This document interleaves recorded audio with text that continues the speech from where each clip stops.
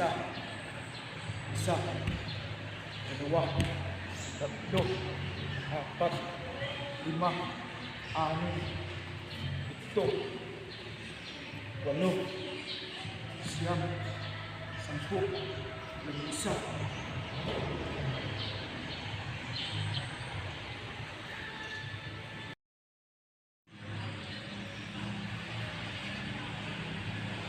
Dalawa.